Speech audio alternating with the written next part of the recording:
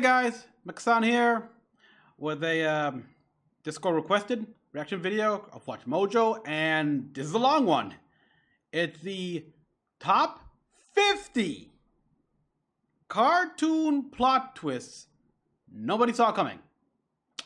And in the thumbnail, I saw a scene of Ed, and Eddie from Cartoon Network where Eddie's brother comes back to the cul-de-sac. Never seen the episode. Ever. I mean, I used to watch Ed and Eddie, like always here. I remember the episode where, Eddie brings up his brother a few times here, mentions him, like the Armando stink bomb, or just everything here. And then there was the episode in which supposedly Eddie's brother was coming back home and everyone was freaked out. Eddie's brother? It's like, there was an actual episode where Eddie's brother came. Actually, we said see him, and I never caught it. I eventually did drop out of Ed and Eddie after a while here. I think even before they went back to school, because that was the whole episode as well. I think I saw a clip up where summer was over, time to go back to school, but Eddie tried to convince everyone that no, it's still summertime and everything.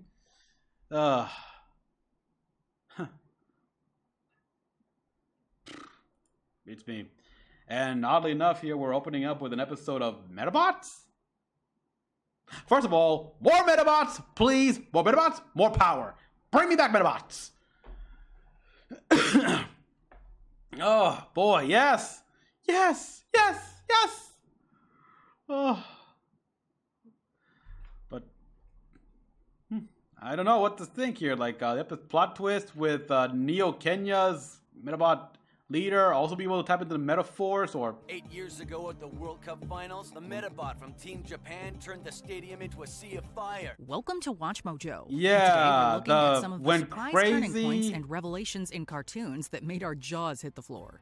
Okay, Needless to say, there will be major spoilers ahead. Yeah, which is why I'm worried. Cease. Number 50, Sky and Brandon. Winx Club. During the first few episodes, love is in the air for Bloom and Stella. Stella has her eyes set on Sky. I know that they're planning to. There's gonna be a remake of this here, a full CGI. I've seen some clips here of like Bloom and such. It looked very nice. It looked very nice.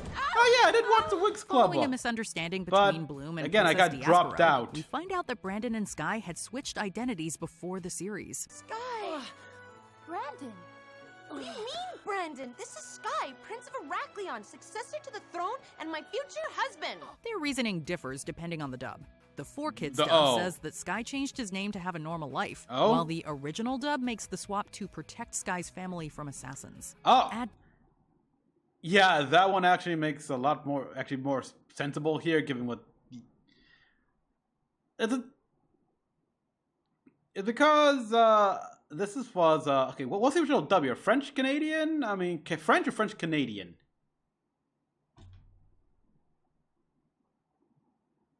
Also, why...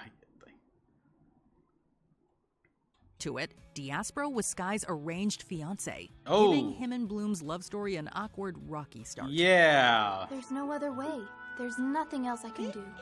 Number 49, The Extinct World. Adventure Time. I Fiona never and Kate. saw it, but I kind of I fell out of Winx Club when embodiment of I think after careful Witch what came you wish on. For. The Lich wished for the extinction of all life. Yeah, he wished for the extinction of all life, and I did it. Oh. I guess it changed his timeline or something. What? And Finn's wish inadvertently created the Farm World timeline. I wish the Lich never even ever existed. But Jake's wish undid the liches, so happy ending, right? Eh? Not exactly. Eh? Years later, in Fiona and Cake's spin-off, the two find themselves in the extinct world, an alternate world where all life in Oo was extinguished. This means that Prismo created another world where the Lich got his wish after all. Now, the decayed king can only sit in solitude, waiting for a purpose. In olden days, I would have rewarded your insolence with death 1,000-fold. Oh.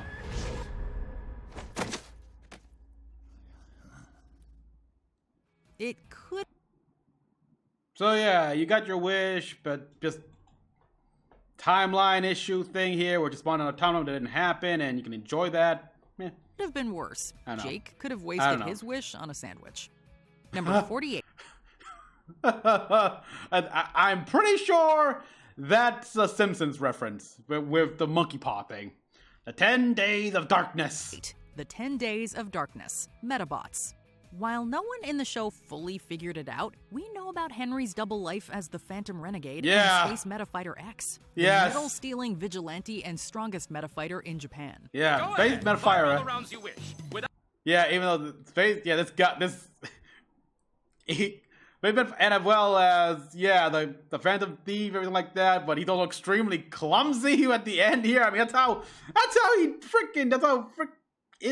the Metabot, maybe he's metal, he had it, everything like that, he dropped into the river, for crying out loud. No spirit, none will have any effect. Yeah, feel the effect of this! An attack that lacks spirit has no more effect than a mosquito bite. However, it turns out he has one more name. Hikaru Agata. Yeah, the 8 guy. years ago, during the World Row Battle Championship, Hikaru inadvertently caused the 10 Days of Darkness. Really? A bleak period where all the Metabots in the world ran amok. Ah! He was the one that caused, I saw Metabots religiously. I don't remember that one. Don't remember that part of the reveal. Devastating everything in their path. And the Maybe Metabot that was when the triggered mask event broke. was Metabee. What? Metabots rioted for 10 more days, and the tournament was cancelled. My ex-friend Hikaru Agata was the Metafighter. The Metabot, a KBT type. Metabee. Metabee? Metabee? Since that day, Hikaru became the Phantom, stealing rare metals to prevent the tragic event from happening again. Unfortunately, interference from the Rubber Robo Gang ensured that another 10 Days of Darkness was inevitable. God, Phantom Renegade! I want to play the Game Boy Advance game again. The world will be plunged into another 10 days of darkness. I remember that Number scene. 47, Chase's Dissension, Shaolin Showdown. Since he slithered his way into Season 2, Chase Young has been one of the deadliest foes the Shaolin warriors have ever faced. He's a merciless, conniving tyrant who turns fallen warriors into his army of jungle cats. Yep, I remember that. Itching to scrap all day. Stop screaming like that. Oh, yeah. He even nearly succeeded in turning Omi to I remember the dark that. side. Yeah. This wasn't always the case. Long ago, he was on the side of good. and Hannibal. helped seal the evil Until Yu-Gi-Oh! Hannibal Roy Bean.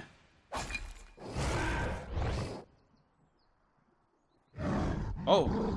Ripped out your heart. Chase was tricked by Hannibal Roy Bean into Yeah. joining the dark Why side, do you believe this selling his villain? soul for greater power. Why do you believe this guy? He still believes there's good inside Chase, but he may have to accept that the fallen warrior is too far gone. Drink the Lao Mang Lone Soup, ancient potion of the dragon, and join me forever on the dark side. Why do you believe this Perhaps you'd guy? like some time to think it over. I'm sure you'll make the right decision.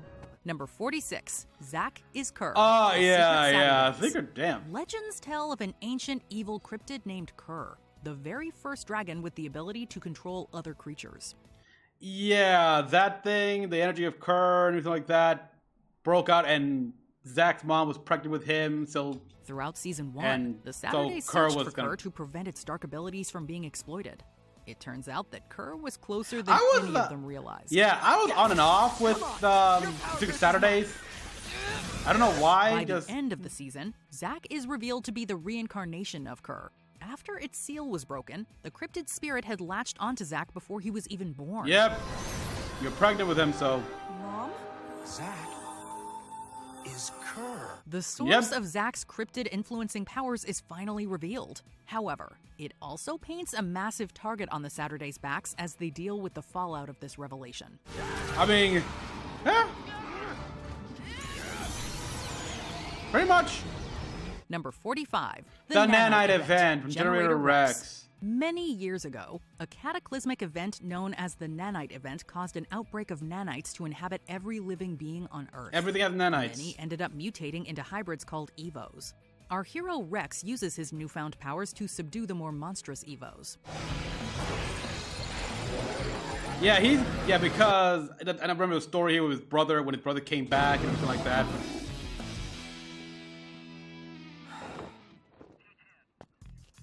You're welcome. However, we later learn that Rex's involvement with the Nanite event runs deeper than even he knew. Yeah, because he had total amnesia. That his brother Caesar was majorly involved with the Nanite project. Yeah, the project, actually. And he helped infuse Rex with them to save his life. We tried to stop them, and you were hurt. The only way to save your life was an infusion of nanites. And more controlled. It worked. It was a more, considering it was a much more controlled event here, they were observing you, making sure it all worked fine.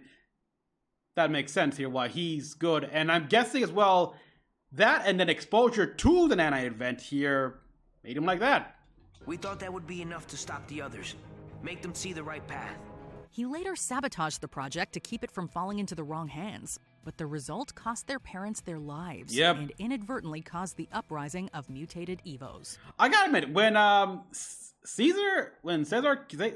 when his brother came in, I really got into the show here. It's like, I liked having the guy here, the more brother dynamic, and I just love the scene where Rex was like still doubtful because he said, I have total amnesia, so everything you could be saying is bogus. You have a scar behind your left knee that you got from this incident here. Always wondered how I got that. And then they visited some of their old haunt and everything. Mom and Dad were in the reactor. As for me, I managed to escape in my lab.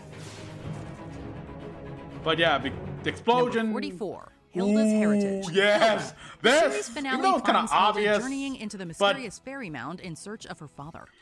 Oh yeah, I just recently rewatched this show too, and on Netflix here, it's great. But yeah, once you reveal everything, it's like, oh, it all comes together. Once inside, she finds much more than she bargained for. A jaw-dropping look into her family's history. It turns out that she and her mother Joanna are part fairy. So, what you're saying is, I am a fairy. Like, when Joanna was a child, she got sick, and her parents made a deal with the fairy mound to cure her. The spirit of the island. Having to leave Joanna alone in the human world with no memory of their sacrifice, while they gave themselves to the fairy mound. Yeah, that was. In 10 years, whoa. I will return, and you will give the girl to me. No! We can't. It was a good closure. This not only explains Hilda's blue hair, but also Joanna's fear of magical creatures, having lost most of her childhood to them.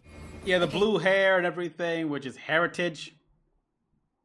That's the thing as well. People, I see a lot of artists here who make fan kids, stuff like that. They don't always have to have the same hair as their direct parents here. They can have hair color that from, their family tree.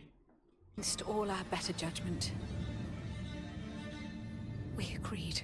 Number 43. Caleb's mother. Caleb's mom. Before Witch became the heroes of Kandrakar, yeah, was another team of guardians.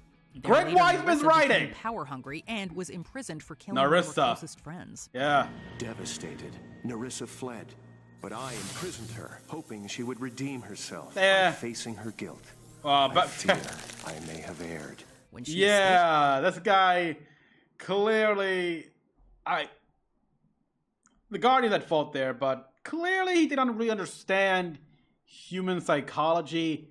This woman needed professional help.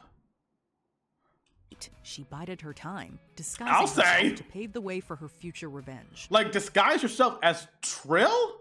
So all the way, the first season or something like that, she was, building it up. During her masquerade, she fell in love with a rebel named Julian, and together they had a son. the current Guardians' closest ally, Caleb. Yeah, All okay, the that good surprised Caleb me. did while helping the Guardians, Nerissa used as the means to further her ongoing plans to conquer Kandrakar. Someone had to take charge to unite the Meridianites and save their world. That was me, not you. I thought that voice. And you were created by me entirely for that. While Really? Nerissa is an ace chess player, Yeah, she's not winning I'll any say. Mother of the Year awards in I'll say, this is like 5D chess going on here. this lifetime. Granted, her escape from her prison, that was explained, well, we never got a full explanation. They just theorized that likely a portal opened up there and she just took it. How do you live with yourself? By making the universe a better place. Number 42, the original Mystery Inc. Scooby-Doo This is spoiled for Mystery me here, because Incorporated. I never really thought, I We all never know the saw current this. members of Mystery Incorporated. Fred, Velma, Daphne, Shaggy, and of course, Scooby-Doo.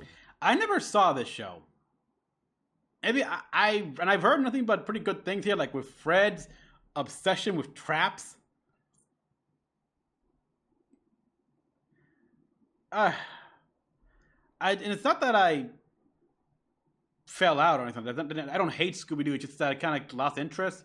The last Scooby, let's see, there was What's New Scooby-Doo, and on Kids WB, Shaggy and Scooby-Doo Get a Clue, which I liked that show. I liked it. I think it's the movies. All the direct-to-DVD movies, especially, oh god, what they did for the 13 Ghosts of Scooby-Doo here to close that off. Like, I feel insulted by that movie. Anyone else? Would you believe they weren't the first gang of mystery-solving youngsters in Crystal Cove? Indeed, there was another Mystery Incorporated 20 years before the series. My calculations don't lie. Why are we stopping? Because of that. They had their own animal mascot, Professor Pericles, and as an added twist, 2 of their members were Fred's biological parents, meaning Mayor Jones faked being his father. Wait, are you saying that Judy Reeves is Fred's mother? But that would mean... Brad Childs is your real father.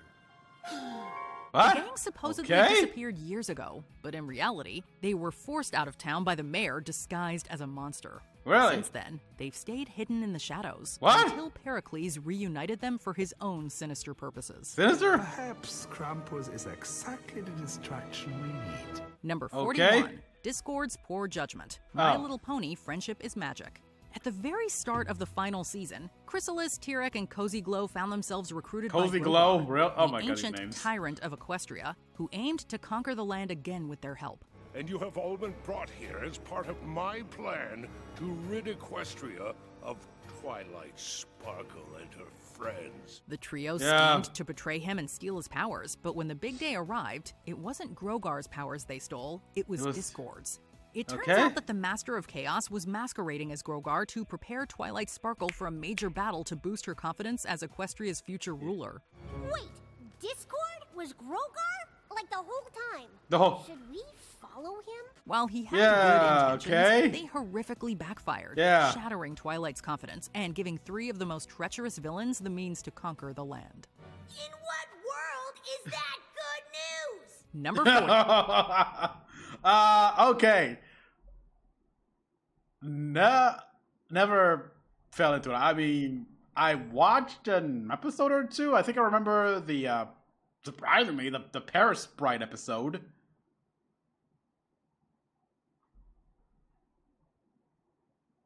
I think there was one as well where, with a Rarity Dash that had to do a fashion show, and she listens to advice of the other friend, and it goes bad, and then reverses.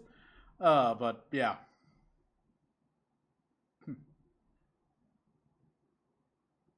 Yeah. But never got into it here. And it was on the hub as well here but I only watched the hub for, let's see, Transformers Prime, yeah. Jim and the Holograms, oh yeah. I mean, that was my first time, and just go to show that old cartoons still hold up to this day here. I'm like, again, Jim and the Holograms, no, never saw it before. No nostalgia goggles. Loved it. Liked it a lot. And Growing Up Creepy. I'm sure there were others, but those were the 3 shows I watched on the hub. Heck, I watched Growing Up Creepy when it was still Discovery Kids. Also, yeah, Rand takes over. That was a... Rand takes over. Yeah, Inside job. that was a nice Let's be twist. honest, Rand was a horrible father to Reagan, being the primary source of her emotional trauma and social issues for his own benefit. It was like a breath of fresh air when she finally cut ties with him, more so when she prepared to become the new CEO of Cognito Inc. Time to start my second first day. However, our sighs of relief turned into gasps of shock when it was revealed and I that the again Shadow Board rewatched chose the Rand show to be the new CEO just a few days instead ago. of Reagan. You can't mean... Hey there, Jellybean. Meaning, despite Christian all Slater. the damage he's done, Rand still got his way in the end and smugly holds the reins of Cognito Inc. Yeah, paper curtain While thingy. Reagan angrily declares what we're all thinking. Oh, you motherfucker! Number. Oh, yes. Yes. I mean, he got extra shares from the company by blackmailing JR there here in that episode way back with Rand's rants. A man who's as fake as his $1 million hair plugs. He self-taped SNL auditions. Wow. Rand was a... Although I saw a clip from Archer that about the CIA, then all their crap they did here, and the former CIA guy was actually voiced by Christian Slater. Saying, Christian Slater does good. That's pretty good. Number 39, Franz Hopper, Code Lyoko. During season 2, we were introduced to Franz Hopper, the man responsible for creating Lyoko and season 2. Xana and Aelita's father.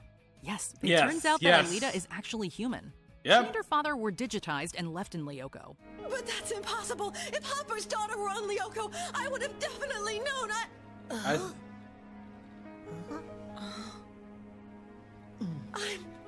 not. Yeah? You're While always the human. Lyoko warriors unraveled Hopper's mystery, he had been silently helping them from the shadows, seemingly sacrificing himself to save his daughter's life. I want to enter into contact with you now. Wow, I can't believe it. I am Franz Hopper. I am Franz Hopper. That's... I remember that episode here, Aelita's reaction, and honestly, that feels like where I left,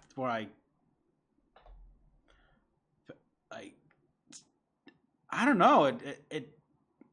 I watched Code Lyoko, and that was I think from there, it's like, I don't know what happened to show you. I think after that episode premiered on TV, it's like Code Lyoko just kept going to reruns, and I never saw beyond this episode.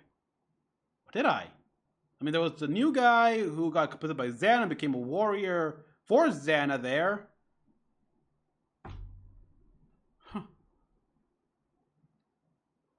It sounds like this. I want to just rewatch Code Lyoko, and I know there's a fan project about,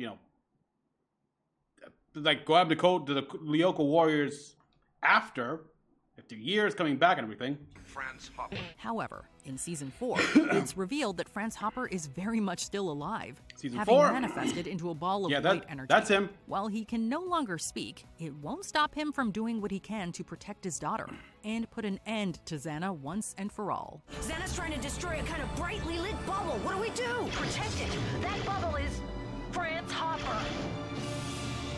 Number 38, Eddie's brother. Up. Ed, and Eddie's Big Picture Show.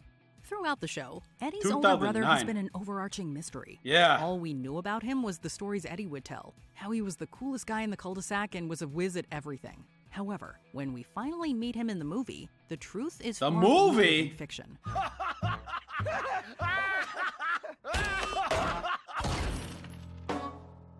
Why is your girlfriend wearing a sock on her head? In reality, Eddie's brother is a total fraud, a creep who torments his younger sibling for the fun of it. He made up all those stories to fool others into liking him, and it's plain to see that his brother is the source of his bad attitude. Uncle!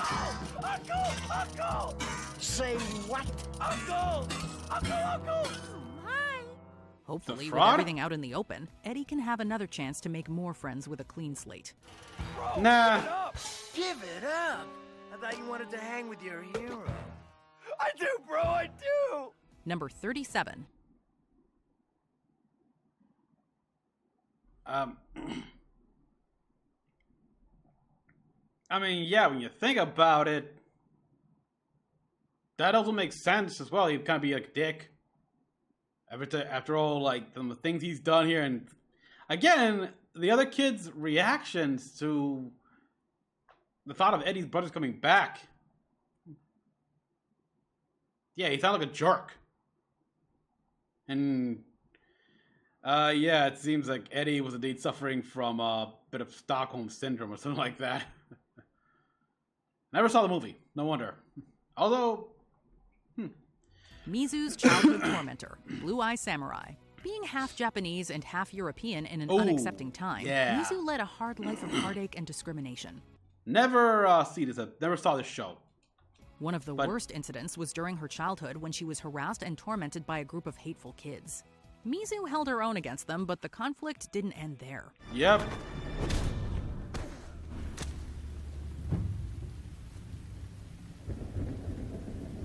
Ooh. Told you. Round eye. Round eye. Like a dog. Oh. Many years later, during her travels, she has an unexpected reunion with one of her offenders, Taigen, who grew up to be a samurai. You won't go anywhere except in the funeral cart. Huh.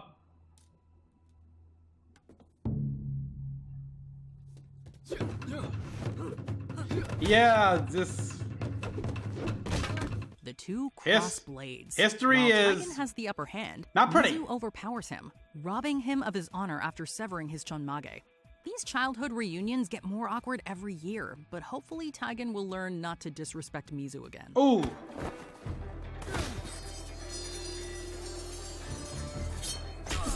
Oh. Number 36. Nice. The Club. Oof. I should watch that show. I should. But yeah.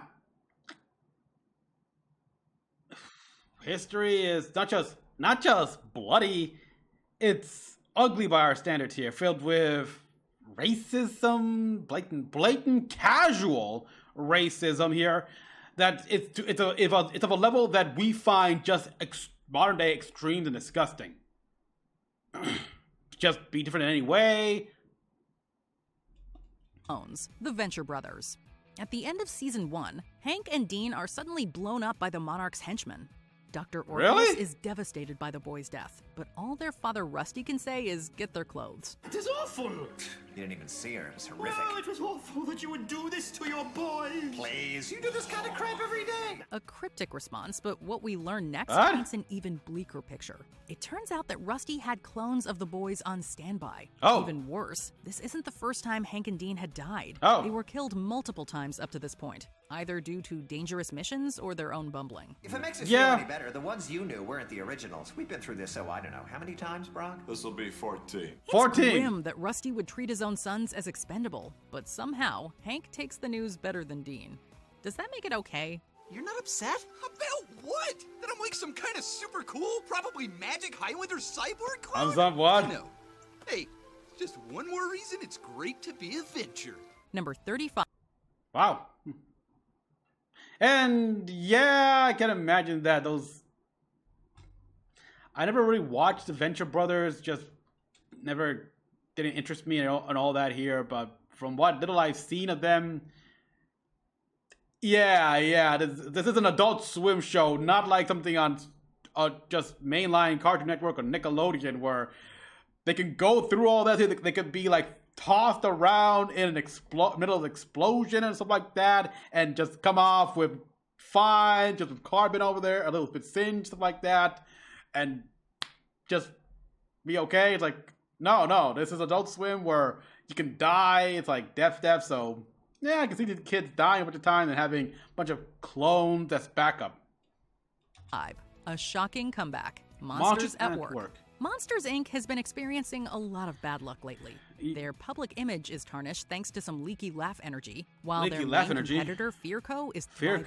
Oh. Worst of all, it looks like our hero Tyler was sabotaging the company. It turns out there was a saboteur, but it wasn't Tyler. It was Randall Boggs. Randall. Mission accomplished, boss. Huh. Never seen. I gotta admit, I was interested to see this show, but Disney Plus. I don't have Disney Plus. That's him coming back with a nice twist here. Of course, it also reminds me of when Randall came back in Kingdom Hearts 3, so makes sense. Having been stuck in the human world since the original movie, Randall was brought home by Fearco's CEO and wasted no time returning to his old tricks to sabotage Monsters, Inc. So I owed him one. You see, Fearco had a problem. Scream power was kaput, and Johnny needed to protect his family legacy. Okay, and that also makes sense. That Monsters Inc. isn't the only energy-making company here. There's got to be a bunch of others. And working for them, Screamco here. I'm guessing Screamco, they make the containers, right? They make the containers, stuff like that here, or I don't know. Imagine how hard our jaws dropped seeing Randall back after so long. By the end of the season, he's on the run again. Yep. Even though he is, relatively speaking, rather small. Number 34, The Real Liv Amara, Big Hero 6, the series. Season 2 of the Big Hero 6 series introduced us to Liv Amara, Liv, the corrupt or rather founder die and CEO Amara. of Sycorax. However, some cryptic wordplay and a shocking revelation show us that Liv isn't who she claims to be. She's a clone. In reality, the woman we've been following is actually a biological clone named Dai. Dai. Good news. I got the gold. I promised you I'd do whatever it takes. Liv. The real Liv Amara was cryogenically frozen after By becoming herself, infected yeah. with life-threatening parasites. Yeah, Meanwhile, Dai took her disease. place while trying to find a cure for the original's affliction, no matter the cost. What did you do? Oh, What yeah. you created me to do Yeah. to save you. Yeah. I never wanted to be saved like this. Yeah, that's the thing here. It's still kind of Liv's fault in a way, because, yeah, she gave the clone a purpose. Find a way to save her. Clearly, she didn't put... Well, to be fair on Liv's part here, she's in a desperate situation. She was literally dying from those parasites here, so... Probably didn't have enough time to be that clear in her instructions. But... So, yeah. So, benefit of the doubt for the terminally ill patient, after all.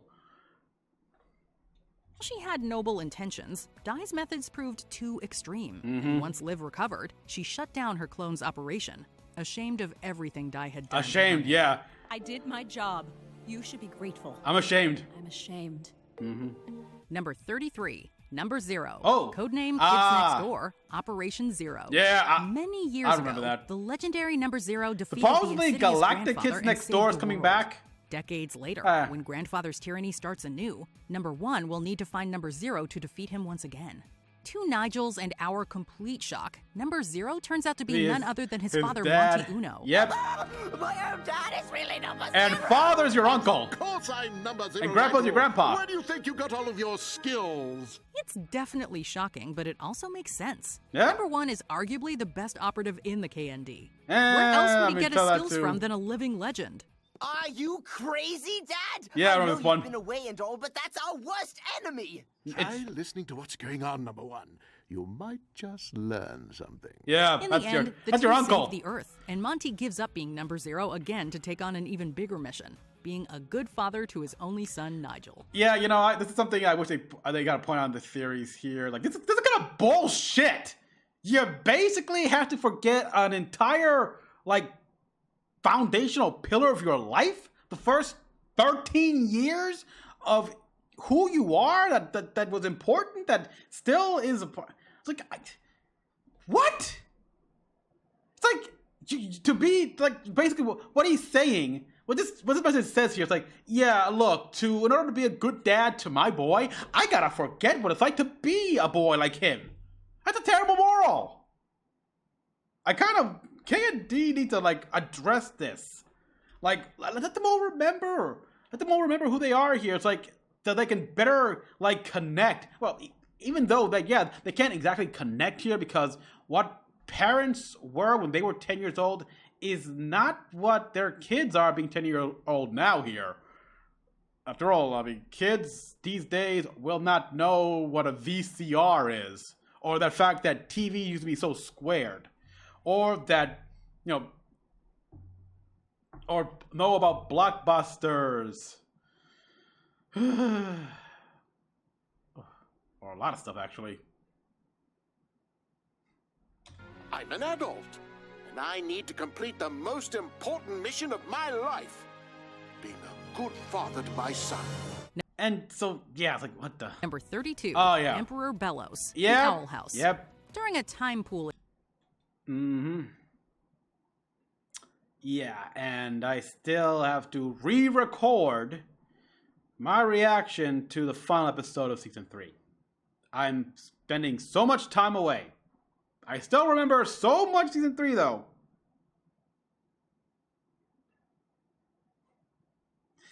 And so disappointed by the fact that, yeah, we could have had, if Dana had a full third season.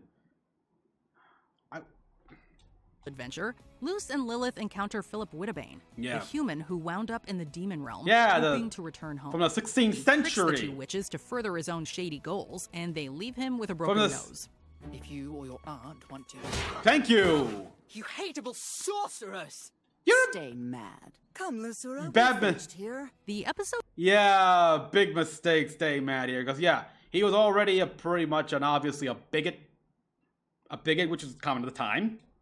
It ends with Philip planning ahead, speaking in a cryptically familiar voice, one belonging to Emperor Bellows. I just need to live long enough to see this through.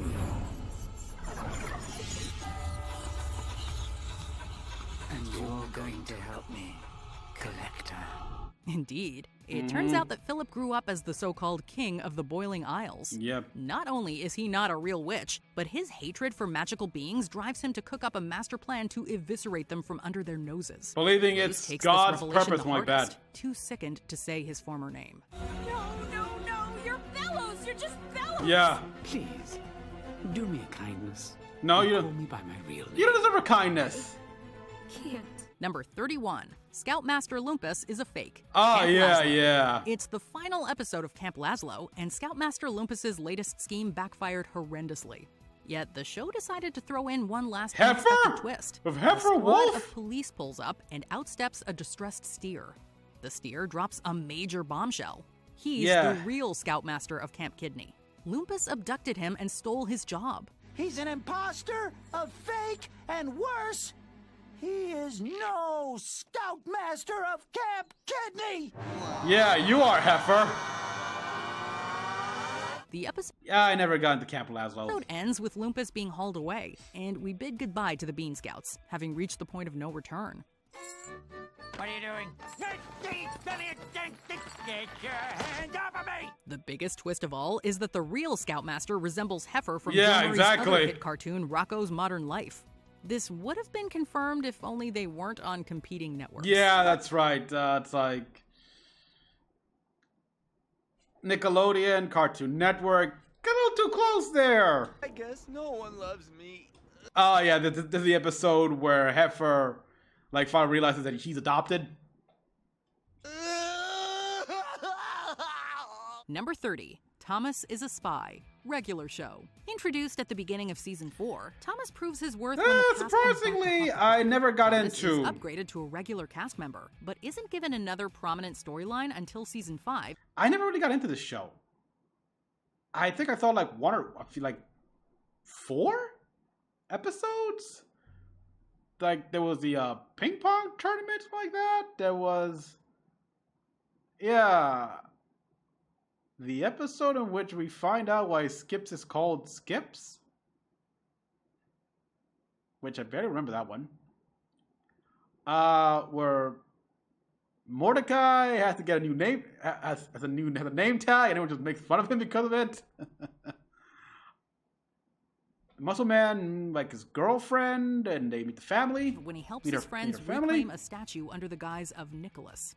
I could go undercover as an intern and gather information. We'll take them down from the inside. Thomas didn't randomly choose this name, and his knowledge of espionage didn't come out of nowhere either. In Season 6, Thomas reveals himself as Nikolai, a Russian spy. What? And the mom he often speaks of is an acronym for Ministry of Meadow Management. Some years ago, I was embraced by a new mom. The Ministry of Meadow Management. Despite this deceit, Okay. Nikolai's loyalties lie with his friends as he goes Aww. on the run. Although this twist wasn't planned from the start, Thomas's evolution from intern to spy feels surprisingly natural. My name is not Thomas. It is Nikolai. And I am Russian spy. Okay, yeah, what the? Greg and Wirt are from modern day. Never. Over the Garden Wall. Never saw this. This miniseries plops us into the unknown as brothers Wirt and Greg navigate a dark forest. Okay. Searching for home. Where are we? In the woods? I mean, what are we doing out here? We don't know where the brothers came from, but based on Very their modern eccentric day. fashion, it's safe to assume they aren't that far removed from this fantastical universe. If that's the case, though, why are Wirt and Greg caught off guard by some of the creatures they come across? Maybe I can help you. I mean, you guys are lost, right? What in the world is going on? Everything begins to add up in the penultimate episode, Oh. where we learn that Wirt and Greg are modern-day kids. Oh. We're unsure how modern since the precise year is left vague, but I in mean, any case, tape they're recorders. even further from home than we realized. The Halloween backdrop explains their wardrobes, while the show's title is also given a deeper meaning. Yes. Into the unknown. Number Over the 28, garden wall. The Flash Forward, Bluey. Mm. Following the show's first extended special, the episode's surprise seems like a return to the status quo. It's a typical day as Bandit balances playing 2 games with his daughters. I was just watching the race, mate. The Aussie fella's doing well. All right, I was gonna skip this Betrayal, one here. Amphibia. Yeah, This series follows Marcy's- Anne, Betrayal, Amphibia. Number 27, Marcy's Betrayal, Yeah. Amphibia. This series follows Anne, an ordinary That's like spring and everything. It all comes cool back. world where amphibians reign supreme. Guys, I just had the craziest dream. I was trapped in a world of frog pee. Yeah, you Anna are. arrives with her friends Sasha and Marcy, although their dynamic is slowly unveiled. Considering how Mhm. Sasha bossed Anne around before coming to Amphibia, it's not surprising that she Yeah. allies with the villains before redeeming herself. Marcy's dark turn is another story. Oh boy. He promised he'd take us with him to the new worlds that we could have. Yeah, amazing adventures escapist just right this there. Forever and ever. Reuniting with Anne, Marcy seems like the glue Very who held their friends escapist together. fantasy there. That description takes on a more disturbing meaning upon learning Marcy purposely stranded them in Amphibia, not wanting to Yeah. move with her parents. Did it ever occur to you, Anne? Oh, Sasha, boy. that one of you knew more than she was letting on? And to think I wrote this off at first when I heard about it here and like, ugh. So when I saw first season, it's like, okay, I gotta react to the rest. That one of you might have. Which, by the way, I'm still dropping. I need to continue dropping my reactions on Stay with her BitChute. friends. Marcy unwisely cuts a deal with King Andreas. Marcy's lies continue to snowball And until bo- she's forced to face the music box. Yeah, whoa. Like, damn, this is a Disney cartoon. It's like, what? And then it did. I mean, she's still got the scar. Number 26, Scott Pilgrim dies. Scott Huh. Pilgrim takes off. I won? I won! It was right there in the title, and yet this twist hit us hard. Throughout the first episode, Scott Pilgrim Takes Off seems like a beat-for-beat adaptation of the graphic novels. Yeah. It's well executed. I but never we got already into got a Scott mostly Pilgrim, faithful though I have adaptation been over interested a in playing the decade game. ago. Why do we need to see the same story again? The pilot's ending answers our question by going off-book. Time to fight! Matt Patel versus Scott Pilgrim. Scott doesn't defeat the first of Ramona's evil exes. Matthew Patel beats Scott, apparently killing him. While And Scott isn't really dead, he Yeah. does take off, sending Ramona on a journey to find him. This approach provides more development for Ramona, the supporting cast, and even Scott, telling an alternate story that Yeah. still preserves the franchise's essential elements. You didn't create a force field preventing me and Ramona from kissing, did you? Number 25. Okay, no. Oh, damn it! Unfortunately, I already knew this. I'm planning to react to this series here, but unfortunately, because so much time has passed and it's such a big hit, I already knew this little twist here. And it makes sense as well. I mean, look at her. She doesn't look like a sinner. I mean, she explored nothing here. Come on. Even Carmilla Carmine or Vedette? I forgot. Yeah, well, you know, the fashion needs the 3 V's. She looks like a sinner here with the more eyes. And actually, even she doesn't look that much of a sinner here. She looks about the same as her. But Vaggie here, but yeah. So yeah, I know, but I don't want to get spoiler. Hey, Norman is the Green Goblin. Yeah, this was well done. Like, we all figured, because we know the comics here. Norman Osborn is the Green Goblin, but the way they put it up here, it's like spectacular. Greg Weisman's writing this finest here. Like, it threw us off, but when it all explains, it's like it makes sense. We know what some of you are already typing in the comments. Of course Norman Osborn was the Green Goblin. Haven't you ever read a comic or seen any Spider-Man movie? But this show knew we would be suspecting Norman from the moment the Goblin showed up, though. I'm so lost. I was sure Norman was the Goblin. Yep. I saw Harry wearing the mask. Yep. I don't know if either one is Gobby. The Spectacular Spider-Man plays with expectations. Yes. Revealing Harry behind the mask in Season 1. Norman claims he's been trying to protect his son, appearing sincere. I protected Harry.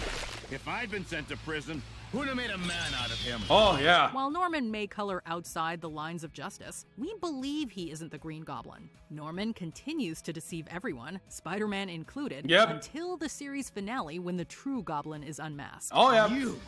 You were the Goblin all along! Yep. Amazingly, the show made us forget everything we knew about Norman Osborn. Exactly, it's like yanking the rug out from under. Number 23. Yeah. There was a scene here. I'm surprised you didn't bring it up here where Norman Osborn witnessed the Green Goblin stealing from his company. But yeah, that was just Chameleon posing for another rival company, and the clue was right there when he first came into the building here. It's like the security guard would like, well, Mr. Osborn, you came in through the front door? You came in through the front door? Like, that's something Norman Osborn would not do. That was a clue right there. I remember that. It's like, wow. It's all there, and oh, wow. 3. Cassandra crosses the line. Yeah, I'm crossing the line. Here's another show where the writers were one step ahead of even the most attentive viewers. And with one reviewer calling out this doesn't make any sense here, which partly agree, but I don't care. From the get-go, there seemed to be something off about Rapunzel's best friend Cassandra. The fact that she's adopted and looks like Mother Gothel only added to our suspicions. Oh. That's mine. Huh. Mother. Yes, it is. Over 2 seasons, though, Cassandra establishes herself as a loyal friend. She occasionally clashes with Rapunzel, but by the second season finale, we're convinced she would never betray Rapunzel. Or maybe she would. Just as Rapunzel is within the Moonstone's grasp, Cassandra swoops in, claiming what she believes to be her destiny. Cassandra? What are you doing? I'm fulfilling my destiny. But I don't know, I liked her. Gothel's biological daughter, resenting Rapunzel for the life she stole. Even if you predicted Cassandra's lineage, the way the truth comes out threw everyone for a loop. Yeah. I tried to warn you, Rapunzel. You have to be careful who you trust. Which I don't know, I liked Cassandra like that here. Like, she looked so awesome. Number 22, Powder tries to help. Arcane. Jinx is one of the most recognizable League of Legends characters, but her upbringing wasn't fleshed out going into this series. Introduced as Powder, fans of the games figured that this little girl would adopt the name Jinx at some point. Why did you leave me? Because you're a Jinx. Do you hear me? Milo was right. Even long-time players couldn't imagine just how heartbreaking her backstory was. Wanting to prove herself, Powder causes an explosion to save her sister and friends. You have to work for me, okay? Powder initially believes that her plan worked, but this triumph quickly turns into tragedy. The explosion inadvertently killed Powder's foster brothers, with her father figure soon following. Her sister Vi survives, but once both realize what Powder has done, their relationship appears beyond repair. When the sisters meet again, Powder is essentially gone, with only Jinx remaining. Now, where should I sit? That's your choice, really. I always knew you'd come back. Number 21. Damn. I was always, maybe I will, maybe I won't watch with Arcane, but just Gambit's Sacrifice, X-Men 97.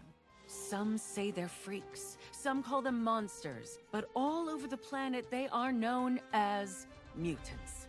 The original X-Men series regularly explored adult themes, but being part of the Fox Kids programming block, the showrunners could only go so far. When it was even in the 90s, which was very loose with Disney would censors. allow these characters to grow up with their audience. While the characters themselves haven't drastically aged, the story significantly matures in episode 5. What in tarnation? Just after the world takes a small step towards accepting mutants, a huge step is taken backward as Master Mold and the Sentinels attack Genosha, killing thousands. Yes, people die in the show, including main characters. Among the casualties is Gambit, who sacrifices himself just as Rogue comes to terms with her feelings for him. Gambit, see your bet. Oh, Gambit's death changes the game, evolving the series in unexpected ways. Number 20, Will. Yeah. Okay. I mean, I think I saw the clip where Rogue, a super, like, he let Trask. She lets go of Trask and let him fall to his death, and yeah. Yeah, in the end, the thing about people's hatred for mutants, it's the fact that they do not like. First of all, yeah, they don't like the fact that they're becoming last year's model. Also, I gotta admit though, Homo Superior. Who coined that phrase? With Magneto? Because it really shows how much of a big fat fucking ego he's got here. I don't know who coined the phrase, but it's a terrible phrase here. Okay, so what do you call the next step after you guys? Because evolution is a constant thing here. Okay. You're not the end result here. In fact, I don't even know if you truly are the next stage in human evolution. When you think about it, a lot of mutants, because of their mutation, have lost the ability to reproduce. A kind of essential component in natural evolution here. If anything, it's the same thing like what's in Mass Effect 2 here, what Samara says about the Aragyachi. Like, a lot of people, like her daughter, thought themselves next evolution, but Aragyachi are sterile. Can't really say your next step of evolution if you can't propagate the species. Now, yeah, Will Harper. Yeah, Will Harper is the mole. Near the end of Young Justice's first season, Roy Harper was finally welcomed into the Justice League. Yeah. Finally, Green Arrow welcomes his former protege, Speedy, now known as Red Arrow, to his roster of heroes. Way to go, Roy! At last he has his wish. The first of us to make it. However, but it turns out he's the mole. He's a clone. Just unravels one plot twist after another. First of all, yeah, that was awesome. Unknowingly a sleeper agent programmed to infiltrate the League. What's even more shocking? He wasn't the real Roy Harper. Yeah, he's a clone. In reality, he was a clone to replace the actual Speedy who was abducted years before the series started. This Roy Harper had no idea he was a clone or a traitor, and his subconscious programming drove him to become League-worthy. After he Broken Arrow, the clone eventually retired from being a hero and left took his to make arm. a new life for himself as Will. Yeah, took the arm and everything to put an example. Showing that although he was created for nefarious purposes, he could rise above all that and forge his own identity. I don't want to be the cause of more conflict between you two. I'd understand if you never eyes on me again. I like this scene right here. It's coming up. I don't know. Number 19. Oh, come on, show it all here. Where Roy was like that scene here. Roy followed up here and said, He said, I don't know. The clone did okay here. They did great. The clone did great here. He found me and everything, got me out of there. But then he quickly turns to Ollie there. But you gave up on me.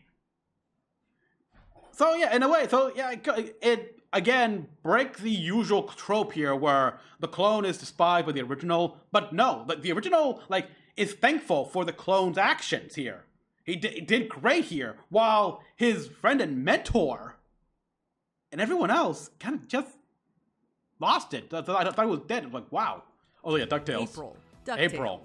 Throughout the DuckTales reboot, we believed that Webby's only family was her grandmother, Mrs. Beakley. Granny got a job as a spy so she could raise me. I never really knew my parents before they... That's it! I bet your spy granny is hiding something about your actual family that explains why we exist! However, the series finale changed everything Webby thought Oh about her life. boy, it did. For starters, Beakley isn't really her grandmother. Nope. She found the infant Webby and Agent took her 22? in for her protection. But the biggest twist of all, Webby is actually a clone made from the DNA of Scrooge McDuck. Yeah. Who is Webby made from? Why, old Uncle Scrooge McDuck, of course. Coming straight from Ludwig von Drake, who, because he was kept so busy with the bad guy doing his stuff, he never got around to aging and dying. That is cartoon logic in the best way possible. Yep, big reveal. You fellas all knew that, right? No, they did not. None of us read it. For years, Webby idolized the McDucks, and they became a surrogate family to her. But she is a McDuck. She is a McDuck. Related by blood to her idols, and that Scrooge himself is her genetic father, really takes the cake. It just goes to show how deep a familial bond can really be. Yep, family is a big... Unicron the Destroyer. Yes! Transformers Yes! Prime. In the Season 1 finale of Transformers Prime, a planetary alignment is having a strange effect on the Earth. Natural disasters are popping up left and right, and a volcano is erupting Dark Energon? Yep. But Dark Energon is rumored to be the blood of the Cybertronian god of chaos Unicron. So why would it be pumping out of the Earth? In a shocking turn of events, Unicron himself is the Earth. Yes. Cybertronian heartbeat? How is that A pulse possible? beat. A heart pumps blood. There's nothing inside the Earth to pump except Dark Energon. Unicron. The blood of Unicron. Eons ago, the Earth was formed around his dormant body, and only an He became the very unlikely alliance can seed. assure he never awakens again. That was an incredible twist. He became the seed of Earth, his dormant state. And the planetary alignments here was, well, the magnetic fields. The magnetic field, when the planet aligned here, the poles, just serves as an alarm clock. That was a big reveal here. And that's the thing as well here, because in modern day, Unicron is constantly awake. He's awake here, right, going through the cosmos, trying to find his brother, Primus, because Primus sleeps. As long as Primus sleeps, Unicron cannot find him. But the moment Primus wakes up, it's like flipping an electromagnet here, and he knows. Here, it's like, yeah, Unicron's asleep here, and as long as he stays asleep here, he will not turn Earth into his new body. This was a very unique way to bring the Unicron aligned into the continuity. series, and only strengthened the connection. I want to get me the Covenant of Primus, but that thing is so freaking expensive right now. Like, look it up! Life through the well of Allspark. Well of Allspark. They really fleshed out the Primes. Unicron was never to be heard from again. Yes, they really fleshed out the Transformers mythos and lore, and it was the aligned continuity here. And Transformers 1 could have been a brand new continuity. I wanted that thing here. I especially like the fact that Megatronus Prime was not a fallen. Did not become the fallen. He didn't become a traitor or anything like that. There was no betrayal by him or Legio Maximus or any of that here. They were betrayed by essentially their retainer, by Sentinel. Wasn't even a Prime. I would have loved that. Love if they can grow that continuity. Until now. Number 17, Cartman's real father, South Park. Yeah. Remember when Cartman had Scott Tenorman's parents killed and tricked Scott into eating their remains? Yeah. And of course, feed you your chili. Do you like it? Do you like it, Scott? I call it Mr. and Mrs. Tenorman chili. It's a testament to how twisted Cartman can be. That's going to be in jail. And there. Years later, Scott gets his revenge on Cartman by dropping a major bombshell. He is actually Cartman's half-brother. Yep. Meaning that Cartman unknowingly murdered his own father. Yep. Jack Tenorman was your father. You killed your own father, and then you fed him to your half-brother. Yep. One of the show's biggest mysteries was who Cartman's father was. Well, we got our answer in the most gruesome of ways. And Cartman is more like sad he's half ginger. Naturally, Cartman is horrified, not because of his own actions, but because this means he's half ginger. Yeah. My dad was Scott Tenorman's dad. Don't you guys realize what that means? You're half ginger. Yeah, dude, we know what it means. My dad was a ginger! Even when facing the consequences of his horrific deeds, Cartman may never change. The only way he can face the consequences is if he's put in a straitjacket, muzzled, like go all Hannibal Lecter on him and just throw him there. Like, you know, just remove his vocal cords. Remove his vocal cords here, cut off his arms and legs, gouge out his eyes. And there, I think just kill him. I think just kill him. It's like when you think about it, all this, it's amazing how in like the COVID special, where at the end of that we see Cartman in the streets, like, oh, people feel so sorry for this guy. Yeah, this guy who did all that. Like, what? No, I felt like, the universe is finally all as it should be. Everything is right. Cartman is miserable. He's on the streets, everything like that. He got what he deserves. Finally, good times. Great times. Number 16, Nibbler and Fry. Ooh, yeah, this plot Fry's twist. Story, but what if his cryogenic freezing was no accident? Fry getting sent to the future was actually a calculated plan by Nibbler. Yep. He made it's gonna be a long video, by the that way. brought Here, almost. Fry to the lab. Wow. And he caused Fry to trip and fall into the freezer. Yep. The reason he did all this was because Fry was the only one who could save the future from a He was his own grandfather saying. Sages foresee that in 1,000 years, for one moment, the fate of the universe will depend on you. Since you will not live that long, I must freeze you now. Even though Fry doesn't like being used, a lot of good came out of Nibbler's interference. Yeah? He found a better life in the future and the woman of his dreams, Leela. Exactly. So in a way, meddling with his past was the best thing to ever happen to him. You know what, Fry? I don't care if you're not the most important person in the universe. It really makes me happy to see you right now. Number 15, Aku and Ashi, Samurai Jack. Yeah. Did a timeout. Really? Yeah. There's more Aku here. I've got to get me the game. Ashi was part of the Daughters of Aku. Which we thought was just a seg, but no, the actual daughter of Aku. Yeah. I've got to give me the game here. But unfortunately, that thing was a limited run game, so limited copies, and the copy I can find. Ho, boy. Not as expensive as a Coven of Primus, but still. Cult of assassins dedicated to the demonic dictator himself with one singular goal.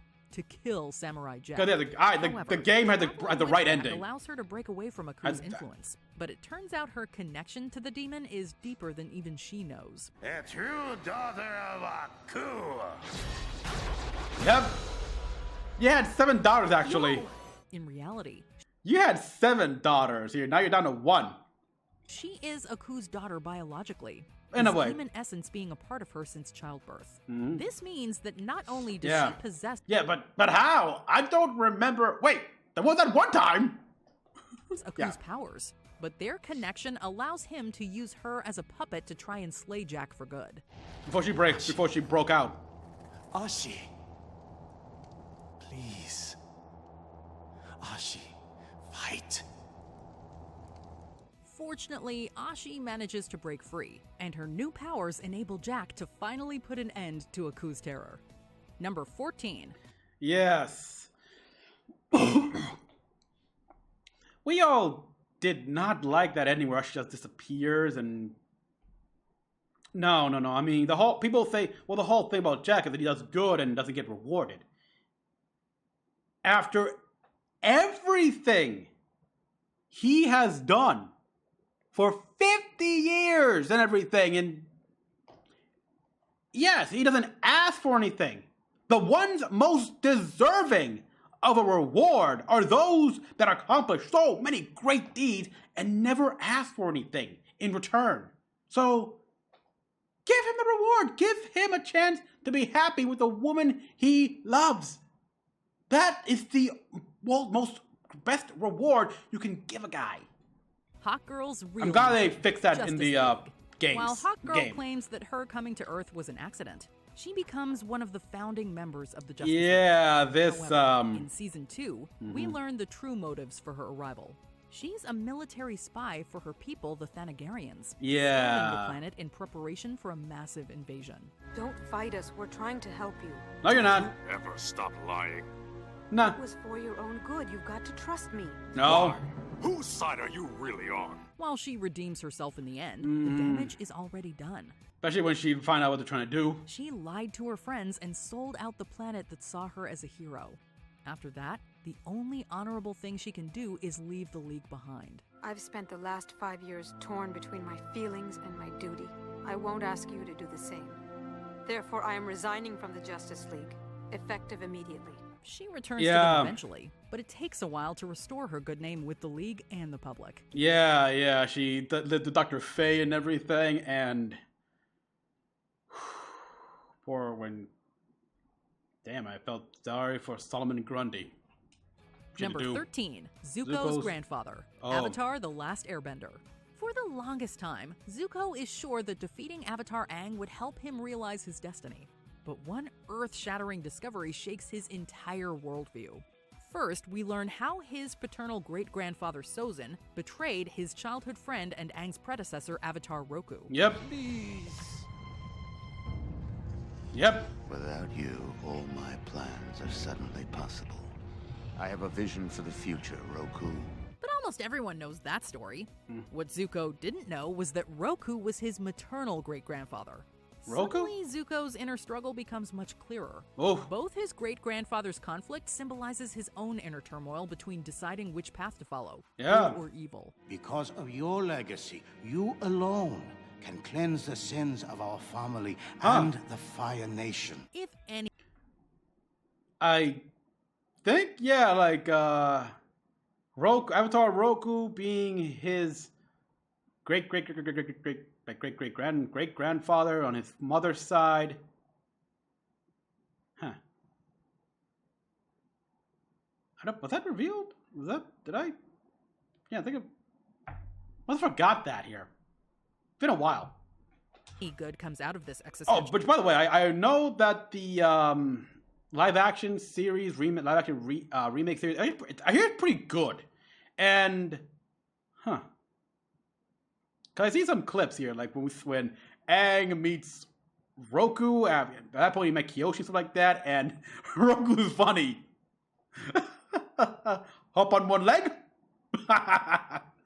And like, how do they describe Kyoshi? Kyoshi's always been rather... Oh, but there was something he mentioned here. That's, I want to talk to you guys, but if you watch the series here, or know more about the the behind the scenes stuff and everything. That whole backstory with Ko and his mother, the spirit of many faces, stuff like that. Was that something that they planned for Ko to have, like, before they ever made the series here? Like, before they made that episode, introduced him? Or is that something that they planned well after the fact? Because that's the other thing as well with making a live-action remake after, like, years after the original animated series here. You have a lot more established lore to draw upon. And as such, you can make some alterations or new storylines and such while still being within the lore of the, of the cartoons. Just, because, the Mother of Many Faces, that came in when in the comic book where Zuko tried to find his mother. Crisis, it's that it finally sets Zuko along the path of redemption to help Aang finally end the war. Number 12. Project Batman Beyond. Oh, this one, yeah. It turns out that Terry and Bruce's relationship goes beyond a teacher-student bond. Terry is actually Bruce's biological son. Yeah. For context, Amanda Waller secretly used Bruce's DNA to alter Terry's father's reproductive system, ensuring that his son would be a worthy successor as Batman. Actually, It was a nanotech solution programmed to rewrite his reproductive material into an exact copy of Bruce Wayne's. A little over a year later, your mother gave birth to you. Yep. She even schemed to have Terry relive the tragedy that kickstarted Bruce's crime-fighting career. Uh-huh. While her plan did... That was an interesting way to bring back the Phantom and Andrea Beaumont. But, yeah. To us fans and those who know Batman, this makes no sense, but at the same time, this feels like some crap that would happen in DC Universe, especially for someone like her to do. Didn't go as intended. Terry would eventually become the new Batman. Not as Bruce's carbon copy, but as someone truly worthy of carrying out his legacy. This episode serves as the conclusion to Batman Beyond's story, and it ends the tale on a high note by giving Terry and Bruce the satisfying endings they both deserve. Yeah, in a way. Better suit up. You should eat something first. Keep up your strength. When I get back, you're a stubborn piece of work, you know that. Yeah. Just like my old man. Number 11, yes. The Utrom Shredder. Teenage Mutant Ninja Turtles. None of you will leave. Yeah, that was a nice. That was a surprise. TCRI, the Turtles band together to bring the Shredder down, only to be greeted by a nasty surprise. Shredder is actually a fugitive Utrom alien. Yep. This little pest went on a rampage against his fellow aliens, and then escaped to Earth, where he took on his faux identity. Inspired by the legend and he of really the liked the Shredder of old, yep. and vowed to conquer the Utroms and anyone who got in his way. Let's just say the metal fell from the heavens. While he's technically not the genuine sword of article, Tengu. he took this stolen identity and made it his own. Oh yeah, I'll say. His most formidable and ruthless adversary. It'd be safe to say that he was the one true Shredder. The Shredders? And Utrom? The criminal Utron. Number 10. Ice King's Past Life. Adventure Time. Hello, my name is Simon Petrikov. I am recording this tape so that people will know my story. Finn and Jake come across a video diary about the Ice King. Surprisingly did see this about episode. Their wizarding nemesis. 1,000 years ago, Ice King was a normal human named Simon Petrikov, whose life was transformed the day he found the magic crown. He was gifted with ice powers, but his sanity completely crumbled. Visions. I fought with them, shouted at them until I realized it wasn't real, it was the crown! This adds a depressing new depth to the icy princess-chasing psychopath. He once had a normal life, a beautiful fiancée, whom he ironically called his princess, and was even best friends with a young, not yet vampire queen, Marceline. Tragically, there's little hope for him remembering the happier life he once led. All he remembers, and that embarrassingly, that he used to wear glasses. Please forgive me for whatever I do when I don't remember you. Wow, I wrote that? Number 9. The Butterfly Family Secret. Star versus the Forces of Evil. Who's Festivia? Don't worry, we'll get to the bottom of this. It turns out that Eclipsa Butterfly, the Queen of Darkness and Princess Star's supposed 9th great-grandmother, had a monster hybrid daughter, and yet she does not show up in the Butterfly family scroll. Nope. What did you do with my daughter? The Butterfly matriarchs hope to squeeze the truth out of the Magic High Commission at Eclipsa's trial. Oh yeah, they What squeeze it find all out right. Is a doozy. Eclipsa's daughter was to inherit the throne, King but she was switched at birth with another lady. Having been kept in the dark for so long, Star is horrified to learn that she may not be actual royalty, and that her family stole the throne from its true owner. But would giving it back later really help things? Number 8. Course correcting is, after so long, is not gonna be a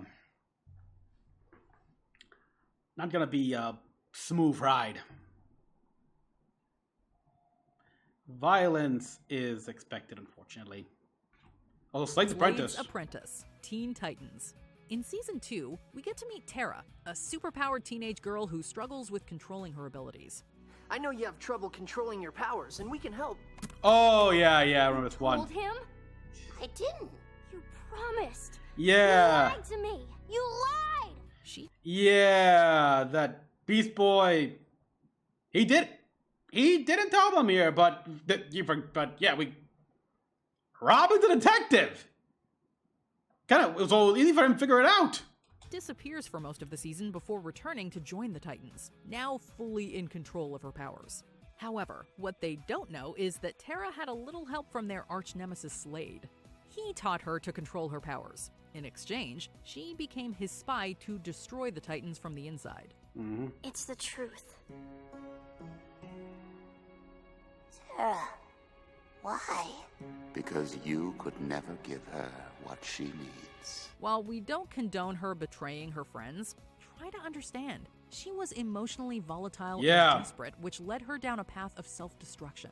She eventually makes amends for her sins, but at a heavy cost. And then he breaks out and doesn't remember the truth. The truth about Amon, the legend of Korra. That's In good. her early days as the Avatar, Korra found herself up against the mysterious And, Amon, like, a I'll be revolutionary curious to planning to see- equalize Republic City by taking away all Bender's bending abilities, thanks to some unknown mystical power. Your fire a bit of blood bending. However, after learning bits and pieces of his family history, it's revealed that Amon is a bender himself, a bloodbender, and his gift is actually a blood-bending technique that severs bending abilities. You boys have this power inside of you, and I will teach you to master it. While his image is a complete lie, Yep. his mission was real. He grew to hate bending after being pushed too hard as a child by his father. And the Yep. pressure turned a once innocent kid into a cold and calculating political terrorist. I told you I would destroy you. Number 6. Yeah. I'll be curious here with what happens, because then there's going to be a new Avatar series, and apparently something happened with Korra did something, or maybe prevented something, but still, but I don't know, but it's big here. The Avatar is seen very negatively. I remember the comic book that after the series, and yeah, having a spirit portal be right in the middle of a city, not the best idea. Even the spirits agreed with that. Timmy's secret wish, the Fairly Odd Parents. According to the Fairy Council, your history of dangerous wishes makes you the worst fairy god kid ever. Let's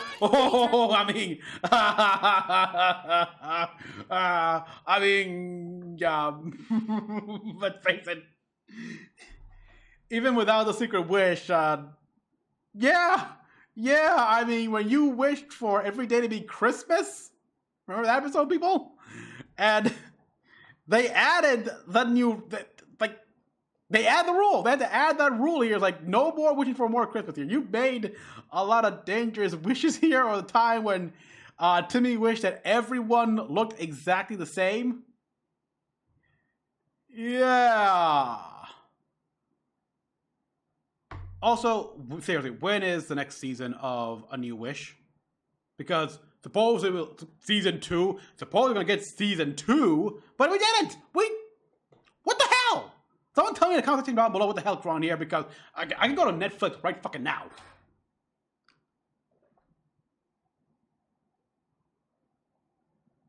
Oh, you know what? Let me do it. Let me do it here, actually.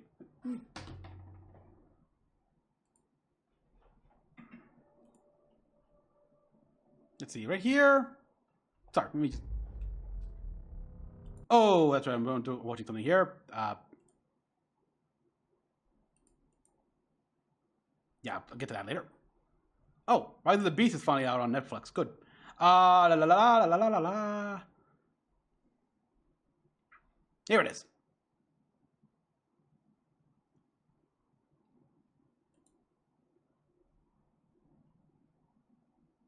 Yeah, season 2, my...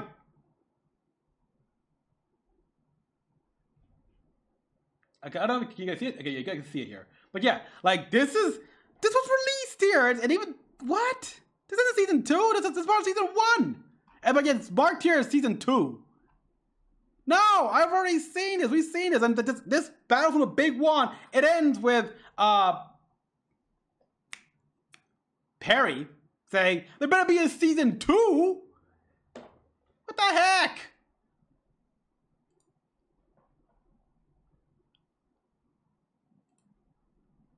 Yeah. I want answers to that. Turner has been put on trial for being the worst godchild in history after a rocky start. I mean, at the same time, he's probably like, wasn't he also the only godchild that had their fairies for over a year, to the point where you gave him the fairy bursary muffin? It seems as though Timmy may have finally won the case, until Foop drops a major bombshell. Timmy made an illegal secret wish. He hasn't made a million wishes after all. He's made 1,000,001! Oh. The wish was that everyone would stop aging so he could keep his fairies. Yeah. It was made 50 years ago. 50 years. It's been 5 decades since the very first pilot episode where Timmy first got Cosmo and Wanda. Oh, all right. I did make a secret wish. Cosmo doesn't remember granting it because I wished he'd forget. This was definitely a unique take on the never-aging cartoon characters cliché, Yeah. but it gets completely swept under the rug and resolved by the end of the episode. Yeah, of course it did. Because status quo. Yeah, exactly. Turn our previous ruling. You may have your fairies back. Crocker? Number 5. Chad is a double agent. Codename Kids Next Door. What are you doing here? Chad Dixon, also known as number 274, Yeah. is considered the best there is in the Kids Next Door organization. Yeah, but then he became 13 years, and that's when, I guess, puberty really changed him. Until he supposedly turned traitor in the wake of his 13th birthday. I don't know what you're talking about. Since then, he became a recurring teenage villain, forming a heated rivalry with number 1. But had he really betrayed his comrades? In the penultimate episode, it's revealed that Chad was a double agent for the Kids Next Door. What? And that every time he and number 1 have clashed, he was secretly helping them from the sidelines. Really? Adding a new perspective to all of his defeats. Yeah, right. Trying to send our moon base into the sun really helped us. Yeah. She was on her way to do the same thing, so I had to stop her. Yeah, that number 5's better sister. Yeah, because the episode ends with that happened. Like, in the cell, Kree came in here, about to do that here, and then he says, "Yeah, I already tried that. It failed. So yeah," and he got in. And today I was trying to warn Number Infinity about the Number team's trap until you had to come and blow my cover. As he Number departs, Infinity? his loyalty no longer questioned. He leaves his former pupil one last cryptic clue. There are others. Others that number 362 doesn't even know about. Higher up than her. Higher up than us teenage operatives. Number 4, the real Seymour Skinner. Oh! Seymour Skinner? Many say this is where The Simpsons began to decline in quality. Oh, yeah, I think I remember the episode. In the midst of his 20th anniversary, Principal Skinner makes a shocking announcement. Yeah. He has been lying about his identity. It's true. I'm an imposter. In reality, he was a street punk who served in the platoon of the real Seymour Skinner, who became like a mentor to him. When his sergeant was declared dead, the faker ended up living Skinner's life and dreams in honor of his memory. Okay, While some twists can be clever, like the mystery of who Oh, shot yeah, Skinner, yeah. This revelation on a well-developed character came out of nowhere, I mean, and guess in the end, he was still a Vietnam vet. and we were expected to pretend that none of it ever happened afterwards. My real name is Armin Tamzarian. Armin. Number 3, Really? Mr. Poopy Butthole. Oh, yeah, that's one. It's another typical day in the Smith household. Rick and Morty's family finds themselves dealing with shape-shifting parasites that trick them with false memories of wild and zany friends and relatives. So, business as usual. Yeah. Everybody just relax for a second. There's no Business such as thing usual, as an yeah, Uncle exactly. Steve. At the end of the episode, one of these strange friends, Mr. Poopy Butthole, pops up again. Yep. And Beth shoots him thinking he's just another parasite. But he's no parasite. Yeah, in fact, when his flashback there, they're trying to talk in the elevator. Morty was holding it in, holding it in because he had like a jumbo drink, and that could have turned into a bad memory if, that Elvis wannabe. He's real, and Yeah. Beth mortally wounds him. My wife shot a longtime family friend. Yeah. Don't worry, Mr. Poopy Butthole survives and becomes a recurring face in the show. Still, this is At the a end, hilarious yeah. subversion of expectations, and the way it plays out is shocking both in the revelation and how horrifying and intense the reactions feel. Yeah, exactly. It's not supposed to hurt, I thought. Ooh-wee. Number Oh 2, boy. The author's Oh identity. yeah, the Gravity good one, Falls. good one. My God, Ever since the 50. series beginning, one question has been on the minds of Gravity Falls fans. Who wrote the mysterious journal that Dipper found? It turns out that the journal was just one of 3, all chronicled by Grunkle Stan's long-lost twin brother, Stanford Pines. Which eventually they made. The part where one of us thinks. Yes. Oh, I am so on it, dude. I've seen A Tale of Two Stan so many times. That's like, yeah, I like it. I really like it here. And yeah, they eventually make fun here where people eventually figured it out. The plot twist here, like I predicted that. Ford became obsessed with the supernatural activity surrounding Gravity Falls and wrote down all of his findings in 3 journals, only to leave them behind. And now they're all destroyed. Interdimensional portal during a quarrel with his twin. I actually got journal number 3. Can we get journal number 1 and 2, please? Stanley, please. Help me! Oh no, what do I do? Stanley, do something! Stanley! The real payoff for this revelation was how cleverly hidden the mystery was. A few subtle clues in the background, plus a hilarious misdirection from the creator himself. This brought up a bunch of times. Before we continue, be sure to subscribe to our channel. Yeah, creators sometimes lie to throw us off. That's okay. Go ahead, lie to us to keep it so we can be surprised still. If you're on your phone, make sure you go into your settings and switch on notifications.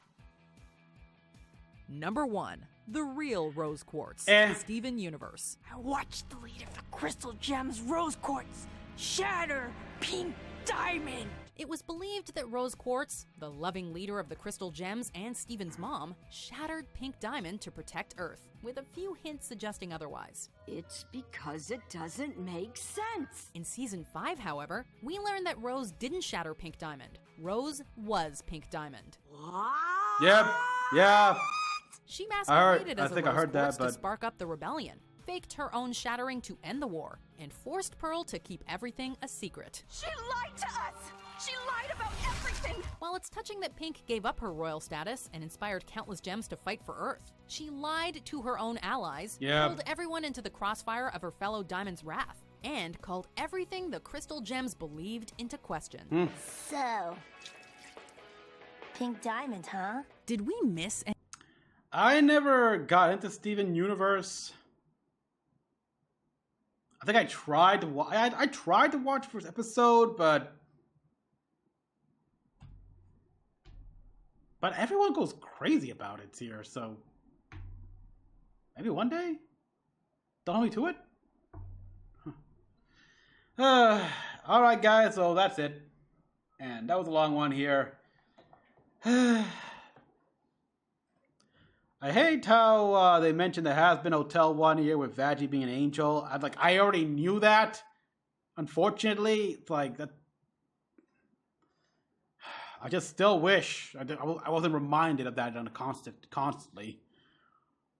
Because, you know, I'm in a Has-Been Hotel kick. I mean, sorry. I'm in a Hell Boss kick right now, so of course I learned more about Has-Been Hotel. Alright guys, so thank you for watching. A lot of these, deep cuts here. Wow, the Simpsons one. I haven't thought about that episode in...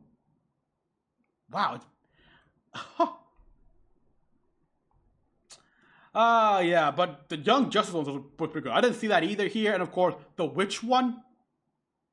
That's Greg Weisman's writing, and of course, Spectacular Spider-Man, which now you look back at those episodes and the scenes, it's like, it's right there. The clues, it's a very subtle clues right there. Oh, okay. So everyone, thanks for watching. As always, comment what you all thought. Like to watch more videos. Till next one, this is Mecha-san, logging out.